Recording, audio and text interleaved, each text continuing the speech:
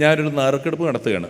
Kamadhenu lottery results. നറുക്കെടുപ്പ് നടത്തിയിട്ട് ഏതോ ഒരു നമ്പർ പറഞ്ഞു. അവിടെ എന്തോ ഒരു ജ്വല്ലറി സ്പോൺസർ ചെയ്യുന്ന പരിപാടിയാണ്. ഒരു ഗോൾഡ് കോയിനോ മറ്റാണ് സമ്മാനം. 50 പവന്റെ സ്വർണ്ണ കപ്പ. 50 പവന്റെ കപ്പയാ? 50 പവന്റെ കപ്പയല്ല, 50 പവന്റെ സ്വർണ്ണ കപ്പ്. ഞാനപ്പോൾ ഇതാണ് നമ്പർ എന്ന് പറഞ്ഞപ്പോൾ പുറകിൽ നിന്ന് ഒരുത്തൻ യെസ് എന്ന് പറഞ്ഞ് കൈ കാണിച്ചു.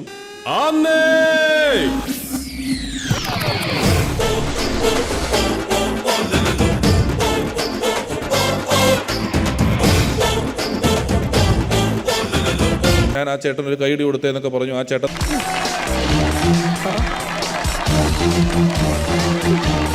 നടുക്കൂടെ നടന്നു വന്നിട്ട് ഇതിൽ ഇറങ്ങി അങ്ങ് പുറത്തേക്ക് പൊക്കളഞ്ഞു. അതെന്നാ പോക്കടാ കോപ്പേ.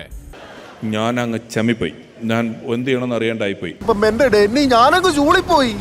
എന്ത് ചെയ്യണമെന്ന് അറിയാണ്ടായിപ്പോയി കഴിഞ്ഞിട്ട് 2 പാട്ട് കഴിഞ്ഞപ്പോൾ ഞാൻ ആരോടും പറയണ്ട, ഞാൻ വീണ്ടും സ്റ്റേജിൽ വന്നിട്ട് പറഞ്ഞു, ഞാൻ പറയാൻ പോകുന്ന അതിഭയങ്കരമായി സത്യം കേട്ടിട്ട് നിങ്ങൾ ഞെട്ടരുത്. നമ്മളെല്ലാവരും ഇവിടെ കൂടിയിരിക്കുന്നത് സന്തോഷിക്കാനാണ്, ചിരിക്കാനാണ്. നമ്മൾ 2 പാട്ട് മുമ്പ് ആ നറുക്കെടുപ്പ് നടന്നപ്പോൾ ഒരു ചേട്ടൻ സമ്മാനം എനിക്കാണ് കിട്ടിയതെന്നും പറഞ്ഞ് നമ്മളെല്ലാം വന്ന് പുറത്തേക്ക് ഇറങ്ങി ഇവിടെ ഒരു വലിയ ചിരി സമ്മാനിച്ചു.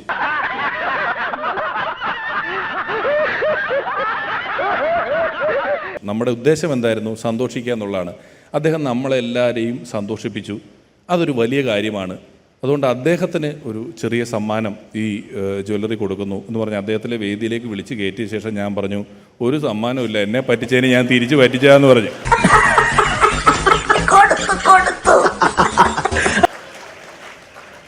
അവൻ എന്നെ ഇടിക്കാൻ വന്നേ.